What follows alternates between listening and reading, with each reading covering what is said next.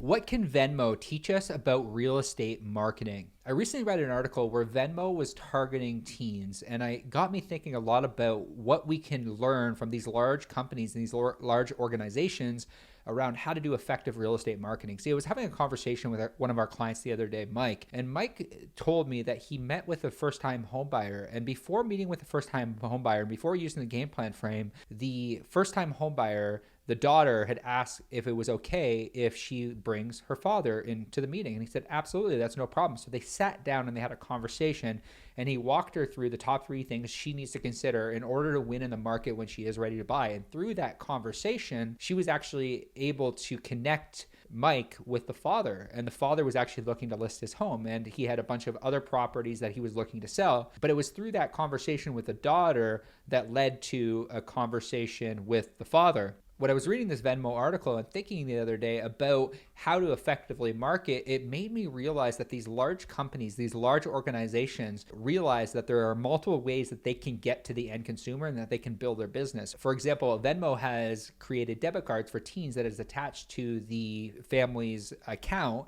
and they're able to market directly to the teenagers. So my encouragement for you is to think about it this way. If you are running any type of Facebook ads, Google ads, how can you get access to people that are potentially looking to list through getting introductions to people that are thinking about buying and selling real estate? There's so many different ways to get to the end consumer. The first way is to go directly to the people that want to list their homes, but those people are few and far in between, and they're even having conversations with agents or friends or family members about listing properties, about relocating. They're having these conversations, and one of the great ways to take market share, if you are a real estate team lead and you're like, okay, I want to take market share in today's economy, I want to take market share in today's market. One of the best ways that you can do that is to educate the buyer or the seller and take a page out of Venmo's book and realize that there are different ways to market a business. There's different ways to get to the end consumer.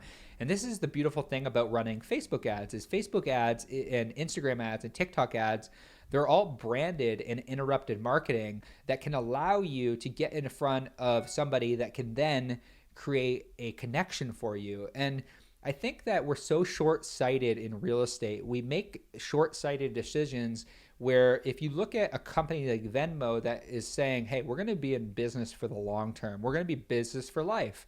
That's the game they're playing. And there are a lot of real estate agents out there in the marketplace that are playing the long game. And one of the best ways that I would encourage you, real estate agent, if you're listening to this podcast on iTunes, or if you're listening back on Spotify, or if you're watching on YouTube, is I would encourage you to think about strategies that are different. Maybe it's a home buying seminar that you host.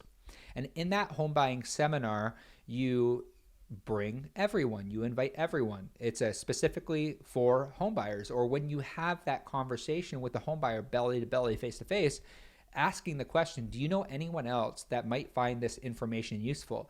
If you are a true knowledge broker, if you are a true trusted advisor in your industry, and you have the knowledge, you're able to compact all of the market information into concise, bite-sized information where people are like, oh, I didn't know that. I didn't know I could access these grants. I didn't know that the interest rate means this. I didn't know that I only needed, 3.5%, 5% down on a certain amount. A lot of people don't have the information. While we have readily available access to information, you as a trusted advisor, how you can set yourself apart from everyone else in the industry is through taking that information and boiling it down to make it digestible for them in their specific circumstance. So that's the encouragement I give you, is what can you learn from Venmo about not just marketing to the sellers, but marketing to the family members of the people that might want to sell their property, so that when you're having conversations, you have the ability to sell more homes. Because we have a fundamental core belief here at Sheridan Street, my agency, is that all conversion happens in conversation. So I would encourage you to take a note out of Venmo's book, to have more conversations, to expand your marketing and reach a larger demographic of people so that you can take market share and help more people in your local market.